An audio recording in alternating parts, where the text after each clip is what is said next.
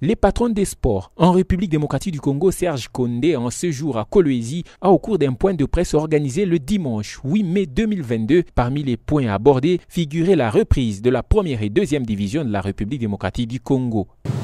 J'ai convoqué une réunion. J'ai demandé à Congo d'harmoniser avec la administration fiscale. J'ai convoqué, j'ai demandé, j'ai instruit des réunions plusieurs fois entre l'INAFOOT, Congo Airways et FECOFA. Quand ils finissent avec leur réunion, ils reviennent au cabinet, nous discutons.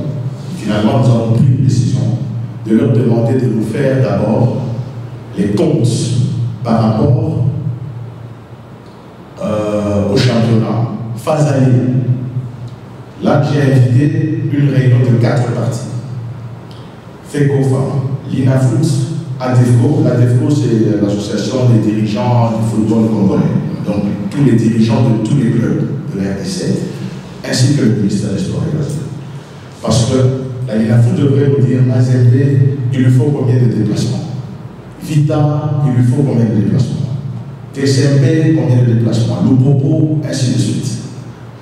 Parce que toutes ces équipes n'ont pas le même nombre de déplacements restants par rapport au championnat phase à. Par exemple, pour Mazembe, ils nous ont dit, monsieur le ministre, nous, venir à Kinshasa, ça nous coûte 5 000 $ pour toute la délégation.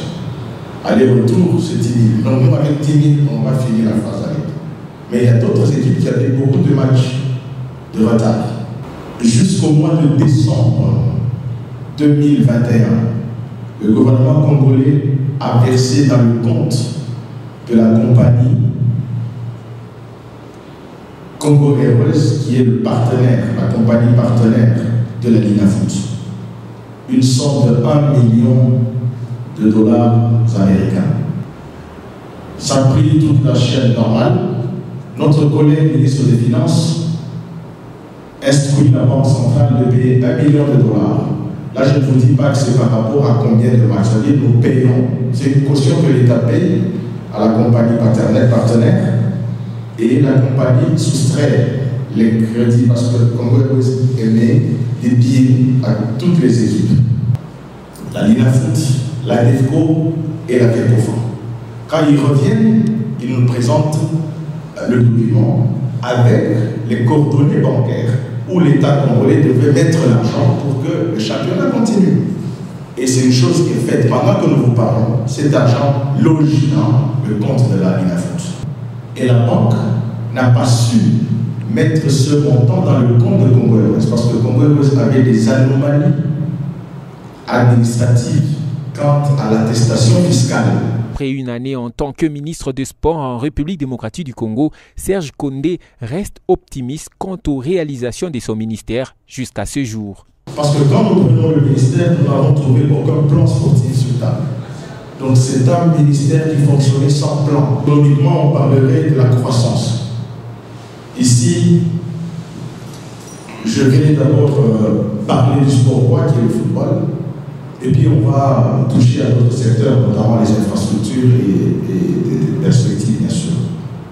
Nous avons trouvé une République démocratique du Congo, 2 345 000 km² avec plus ou moins 100 millions d'habitants, sans stade national aucun. J'espère que vous êtes d'accord avec moi. On n'avait aucun stade dans ce pays. L'unique stade national que nous avons, c'est le stade des Martyrs de Kinshasa, était sous suspension de la CAF, parce qu'il ne répondait pas aux normes internationales. On venait d'être éliminé à la CAN par le Gabon dans notre groupe. Ça signifie que nous n'étions nulle part. Mais il y avait un défi. Dans les 3 mois qui suivaient, il fallait jouer les matchs ou le tournoi de qualification à la Coupe du Monde. Nous avons changé le gazon, c'est-à-dire l'aire de jeu du Stade des Martyrs. Dans les 3 mois, nous avons réussi à habiller la première partie des gradins du Stade des Martyrs, plus ou moins 25 000 places. Dans les 3 mois, nous avons réussi à moderniser les vestiaires. On a classé le Stade des Martyrs dans la classe verte. Alors, nous avons réduit de 76 fédérations à 12 fédérations. Parce que nous avons trouvé que parmi les 76 là, il y a eu des fédérations fantaisistes. À lui d'ajouter que son secteur reste un grand chantier pour les pays.